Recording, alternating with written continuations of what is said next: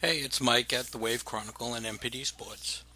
And I'm going to look to cover today because, Boston sports media is getting a little bit out of hand with this um, deal that was made for Gordon Hayward and, the Celtics players that are going to have to move on. I mean, and I'm also going to cover, while I'm here, the next piece that the Celtics really need, which is going to be a center. The first thing, as far as Gordon Hayward is concerned, it's a good ad. There's nothing wrong with it. And the players that are going to be leaving, which for whatever reason Boston sports media is having a problem with this, they weren't good enough. It's a shame, but everyone saw the series with Cleveland. The bottom line is Cleveland blew them up. They're not good enough. It's not the end of the world. They'll go on to other teams. But now it's time to do a minor rebuild. And that's what Ainge seems to be going at. And that's the right direction. I mean, it'll be a shame to see some of the players leave, some of them that I like, but let's be honest. They had their shot. They got to play Cleveland in the game that mattered, in all those games that mattered.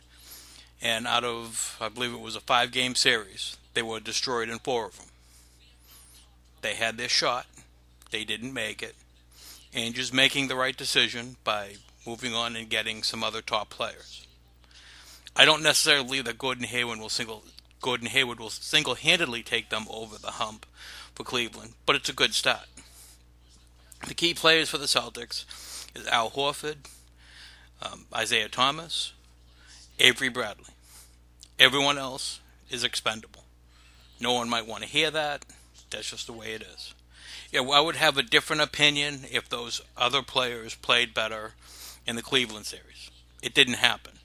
You can't invent something good when nothing but bad happened. Now, the next step in this process, the next bout of rumors is with Al Horford. Now, he's playing out of position. When you look at his particular figures, and I'm using basketball reference, he really is a power forward. And he's playing out of position as a center. Now, if you compare him with LaMarcus Aldridge, who's probably one of the better power forwards, and you look at his stats, basically 14 points a game, 8.7 rebounds, 3 assists on average for his career. And when you look at, for the 2016-17 season for Al Horford, it was 14 points, 6.8 rebounds, and 5 assists. When you go and you take a look at LaMarcus Aldridge, he has a little bit more points, about the same on rebounds, but far less in assists. So you have this player playing out of position,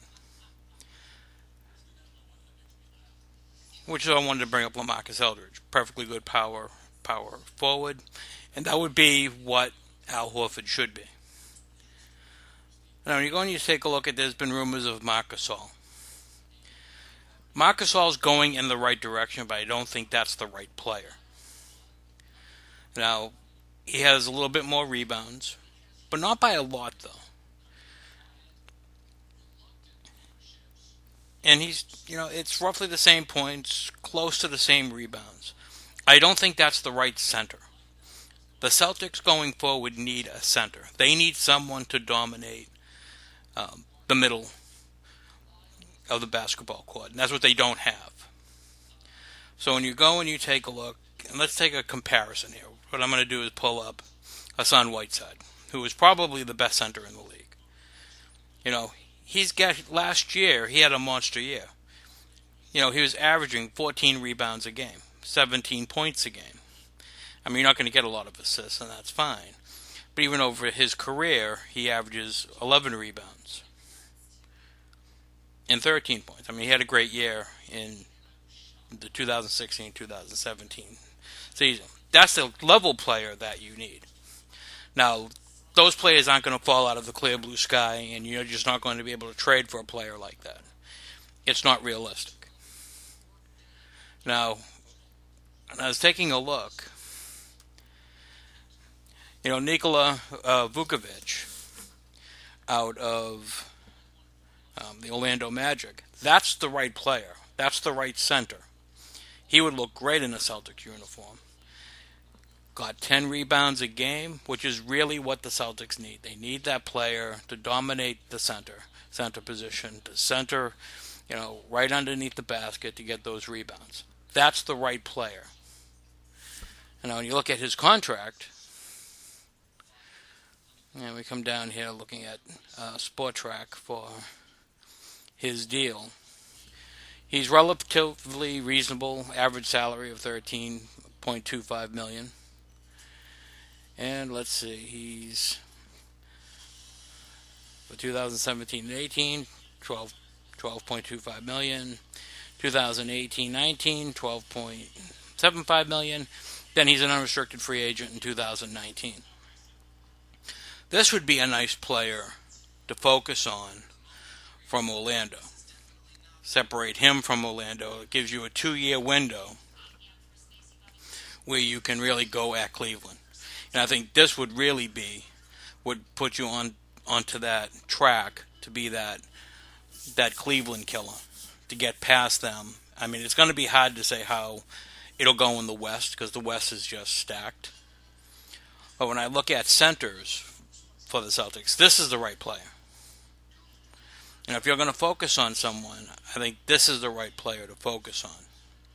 That would give you that very tough top, that starting lineup, especially moving Horford over to a power forward position. And that would be a great lineup for the Celtics team going into the season. All right, so when you listen to this Boston Sports Media, I want you folks to relax a bit, Celtics fans. Ignore all the drama that they're doing with the players that aren't going to be on the team. Those players had their chance. It was against, the Cleveland Cavaliers just a month ago. They didn't make it happen. So now you need to add some other players to make it happen so you can win in this coming season. All right, folks, it's Mike, MPD Sports and the Wave Chronicle, and we're out. Hope everyone had a good July 4th. Enjoy the summer. Stay out of trouble. And remember, football's coming, folks.